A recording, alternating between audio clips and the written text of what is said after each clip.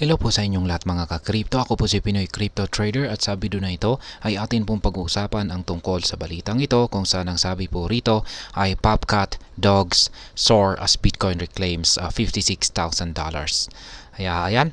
Sina Popcat at saka si Dogs ay umangat daw po ang kanilang presyo nang si Bitcoin ay muli po niyang makamit ang presyo na $56,000. Kaya ayan po ang siyang ating pag-uusapan sa video na ito, pero bago po tayo magpatuloy ay nais ko lamang po munang bigyang linaw ang aking disclaimer kung saan ang nilalaman po ng video na ito ay hindi po ito isang financial advice. For education and information purposes lamang po ang layunin nito. At ayan po mga ka-crypto, sa ating pong pagpapatuloy ay ang sabi po dito ay Popcat and Dogs are the two top gaining tokens in the 100 largest cryptocurrencies by market cap as Bitcoin price climbs back above $56,000. Kaya ayan, itong si Bitcoin na po kasi ay nakaranas ng recovery kung saan ay umangat po siya sa ibabaw ng presyong $56,000. Kaya ayan, ngayon ay dalawa po sa top 2 na mga gaining tokens sa 100 largest cryptocurrencies po, ranking ng top 100 na market cap. Itong si Popcat at saka si Dogs ang siyang may top gaining, ayan, or may pinakamataas or pinakamalaki na ipinapakita na gain. Kaya yan, the meme coins Popcat and Dogs traded at 0.62 and 20 digits 11 with 19% and 16% and 24-hour gains respectively at the time of writing. Upside momentum meanwhile had pushed Bitcoin price above $56,500 as bulls fought to recover from the dip that saw the leading digital asset trade near $53,300 on September 7. Kaya ayan po kasi ang nangyari kay Bitcoin. Noong mga September 7 ay bumagsak po talaga siya ng todo sa presyong $53,300. Ngunit yung mga bulls ay lumaban na po sa presyo na ito at sinubukan po nilang paangatin ang presyo ni Bitcoin at yan na nga, umangat ito sa ibabaw ng $56,500 na presyo. At kasabay nito ay sumabay na rin ang dalawang meme coins dito kung saan ay nagpakita po ang mga ito ng magandang performance. Yan po ay sina Popcat at saka si Dogs. Itong si Popcat ay umangat po siya ng 19% at si Dogs naman ay umangat din po siya ng 16%. Future listing helps Popcat in Dogs higher. Ayan, nakatulong po yung futures listing nila Popcat at saka si Dogs para makaranas ito ng mas mataas na presyo. Ayan, most meme coins have struggled for upward momentum in recent weeks, mainly as the broader market experienced downward pressure throughout August. Ayan po, karamihan daw po ng mga meme coins ay nahirapan po sila na umangat nitong mga nakalipas na linggo. At ang nagdulot po niyan ay ang buong crypto market po kasi ay nakakaranas ng downward pressure. Lalong-lalo na nitong nakalipas na buwan ng August. However, like many other small cap tokens, Solana or Sol-based Popcat and Telegram-related dogs have benefited from a rush of positive sentiment following crucial futures trading support across major exchanges. Kaya ayan. Ngayon ay yung mga may maliliit na market cap na mga tokens na katulad po ng mga Solana-based project. Ayan, nakatulad po nila Popcat at saka Dogs ang siyang nag-benefit dito. Kasi maliit po yung kanilang market cap. Kaya pag gagalaw po yung buong crypto market at maaapektuhan ang presyo ng mga ito, ay ayan, magiging malaki po yung kanilang magiging paggalaw sa presyo. Kaya yan yung kanilang listings. Yan na rin po yung isang nagdulot sa positibong sentiment para umangat ang mga ito. Binance recently added Popcat perpetual contracts, allowing traders to bet on the meme coin's price. This move caused Popcat's price to spike significantly. OKX also added Popcat futures and outlined a trading contest that offers up to $100 in rewards. Ayan. Yan po yung isang dahilan kung bakit umangat itong si Popcat.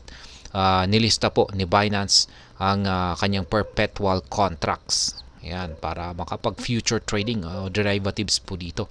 At maliban dito ay ganun din si OKX. At ang mas matindi pa rito ay nagpa-contest itong si OKX na magbibigay siya ng $100 na rewards dito kay Popcat. Dogs, which is live amid the recent arrest of Telegram CEO Pavel Durov, has recovered some of the losses since falling to 30 digits 9 on September 8. Previously, the Telegram native meme coin had rallied thanks to Binance offerings of 40 million dogs in a contest that ends on September 17. Ayan, pagdating naman po kay Dogs ay nakaranas po ito ng pagbagsak kung saan ay ang isa po sa nagdulot ng matinding pagbagsak nito ay ang pagkakaaresto ng CEO ng Telegram na si Ginoong Pavel Durov. Kaya yan, bumagsak po ito hanggang sa presyong 30 digits 9 noong September 8. Pero ayan, kamakailan ay itong si Dogs ay umangat po at ang nagdulot po nito ay yung offering ni Binance na 40 million dogs sa kanilang pa-contest kung saan ay kasalukuyan pa itong nagaganap kung saan ay magtatapos po ito sa September 17. Binance, OKX, and Bybit are some of the top exchanges supporting the dogs airdrop and token listing. Ayan, yan po yung tatlong mga malalaking crypto exchange sa ngayon na sumusuporta po rito kay Dogs. Ayan, para sa kanyang airdrop at saka yung kanyang token listing. Yan po ay walang iba kundi si Binance, si OKX at saka si Bybit.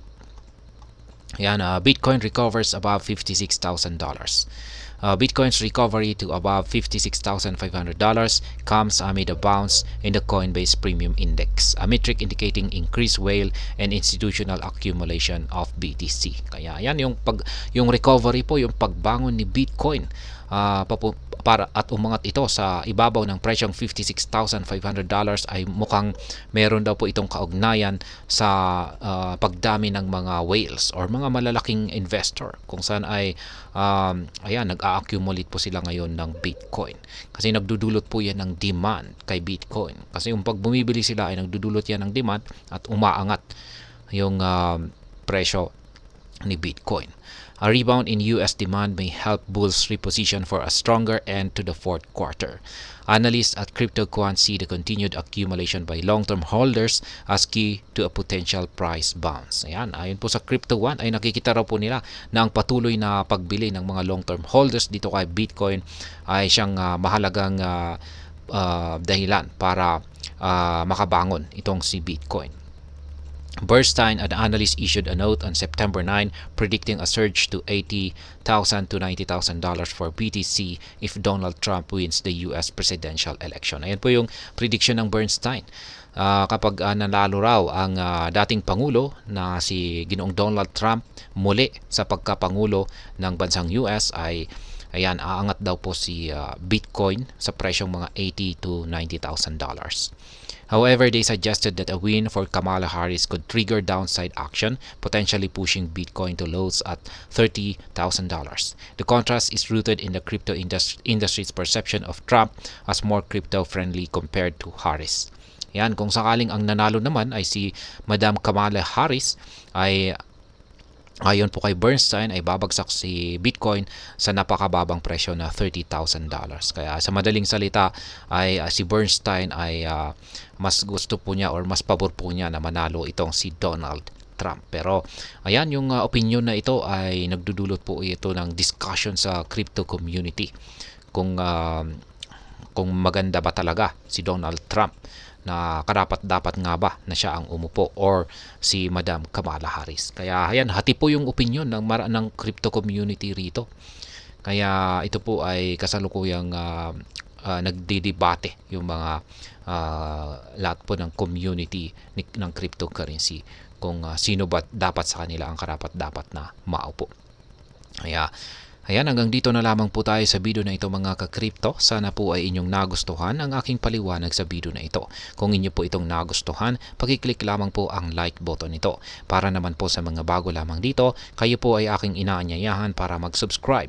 Pakiclick na rin po ang bell icon nito dahil ito po ang siya magsisilbing notification nito sa mga bago kong videos na akin pong ina-upload sa aking YouTube channel na ito. Marami pong salamat sa panonood. Ingat po tayo lagi at God bless po sa ating lahat.